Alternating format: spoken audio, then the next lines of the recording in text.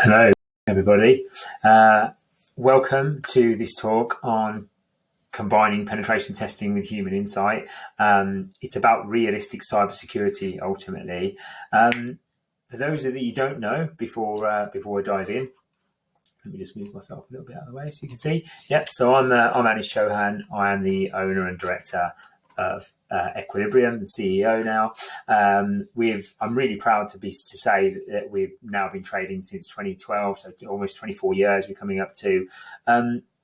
We set up the company, or I started the company to because I've worked with IT companies and I'd sort of partnered with IT companies who weren't cybersecurity specialists, and we started Equilibrium really to solve those unique challenges, and we've stayed true to that today. You know, we work with SMEs and blue chip organizations, public sector. We've been doing it for, like I said, over a decade, but we've stayed true to where we started the company, which is really committed ourselves to understanding your unique challenges, crafting customized cybersecurity services for you as an organization to ultimately propel you forward. But it's certainly not taking a solution and reselling something that might or might not fit.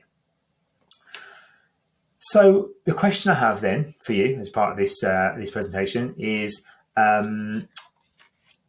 you're a CISO, you're an IT decision maker, you're very busy with trying to keep your organization safe.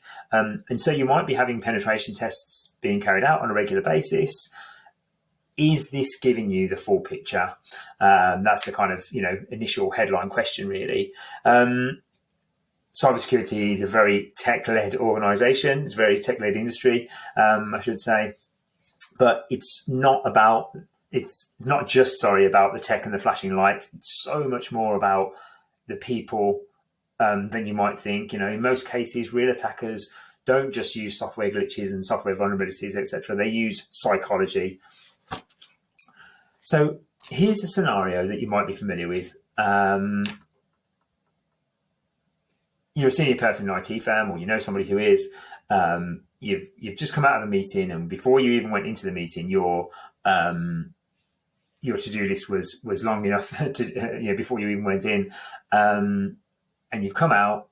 Your to-do list is even longer now, and one of the things that you need to sort out, which is an easy thing that you might be able to tick off your to-do list, and that is to organise social for your team. So you come across this email.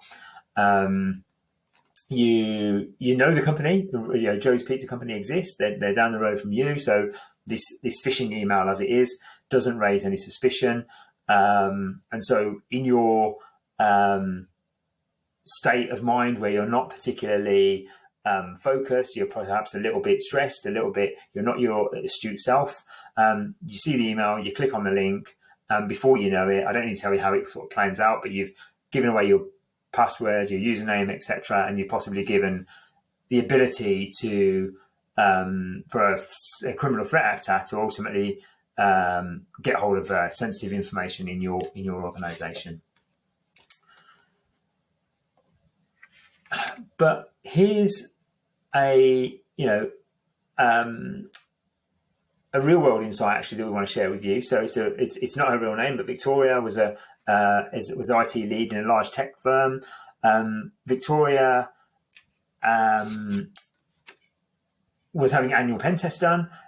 She was having her and her team were having them done year after year after year. They were seeing notable improvements in the sense that there were the number of vulnerabilities, and the criticality of those vulnerabilities were becoming less and fewer. And so when the board were asking Victoria and the team, are we secure? Initially their response was yes. Yeah, well, we are. We're doing better because we had pen tests done. It's the fourth year we've had this level of penetration testing done.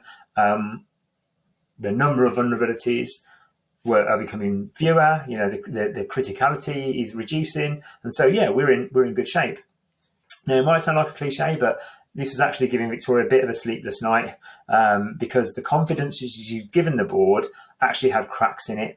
And this is primarily because she was reading more and more about social engineering, phishing attacks, etc., that were all leading to more and more businesses being compromised in this manner. Now, broadly speaking, there's two types of organisation or person, maybe individual in an organisation. Those that are driven purely by compliance and those that are driven by doing the right thing. Now, I know they're not necessarily the same. So they're not necessarily that black and white. There are sort of shades of grey between the two of them. But the key point here is Victoria and her team were she was becoming concerned because she's driven by doing the right thing rather than purely by compliance. So it is about, as it says on the slide here, they realised that there was a key element of what she was looking at was being overlooked, and that's the cyber awareness of their team. It wasn't testing how cyber aware they were. So the needs test is going to go beyond the user checks, one that's going to probe their infrastructure and really test their team's response to an actual attack. So this is where the process begins. So maybe we need some kind of intense music here, actually, a bit something like perhaps from Ocean's 11 or something. But this is how the process begins. So first of all, organisation goes through the decision-making process. So they start to think about how we need an organisation who can do realistic testing, and it's not just phishing emails. It's being able to do something more than that, do a more end-to-end testing strategy. Then they worked on finding a partner. They chose us as Equilibrium ultimately after assessing the market. We provided attack simulations, and that's something that we do. So we were actually able to demonstrate a real world attack. The setup, and this is possibly the most time consuming element of it, we carefully use social media. We looked at other sources. We looked at, making sure that any phishing email that we were going to send was going to be believable, because we're ultimately, bearing in mind here, going to be sending emails, getting tech savvy, people with who are tech savvy, but also have high credit, access to large amounts of information. We've got to get them to click on the link.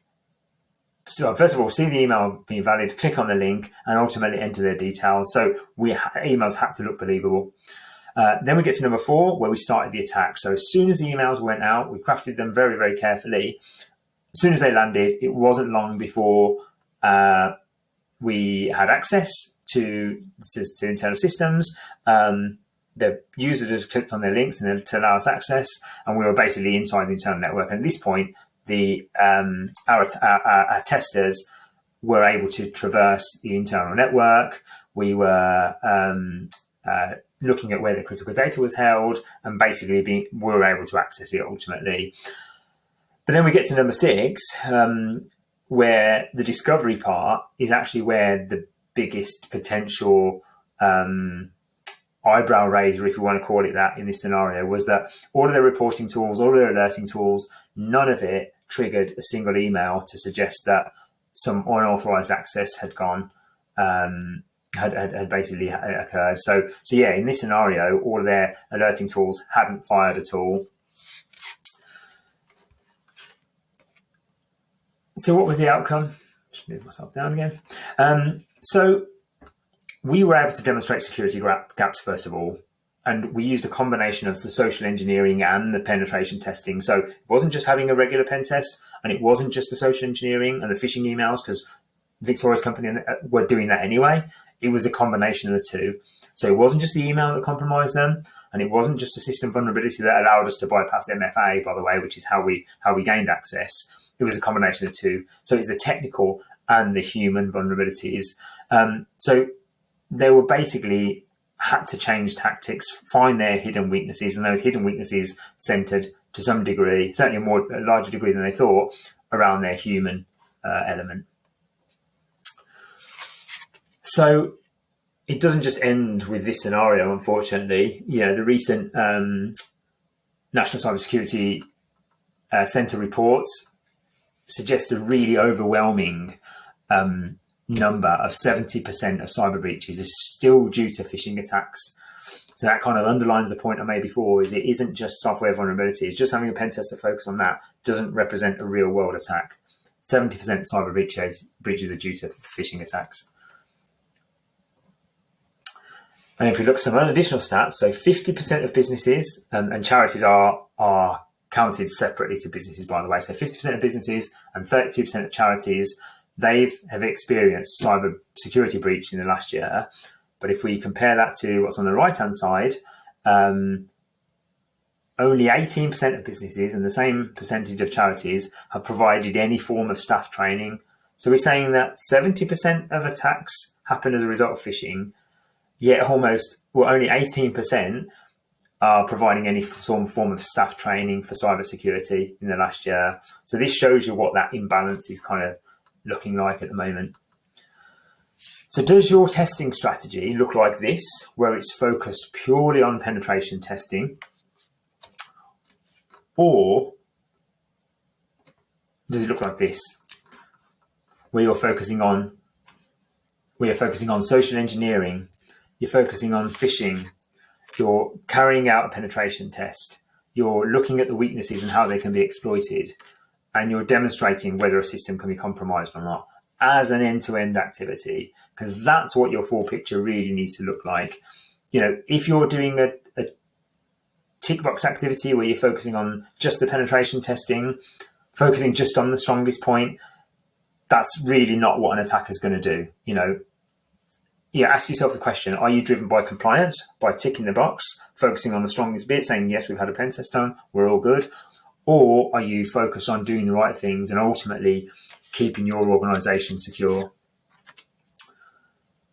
So if you take this approach, you're going to really strengthen your own technology and your team's actual awareness together. So it isn't just focused on one element, it's combining all of it. So in summary, if you choose penetration tests that target both technology and your team, you're going to mirror actual hacker tactics. What do they actually do? It's all great having the pen test done and ticking a box, but that's going to give you a false sense of security. If you vary your testing approach, you're going to reveal hidden vulnerabilities that a routine tick box assessment is very likely to miss. And when you do all of this, it's great. If you are doing all these things, brilliant.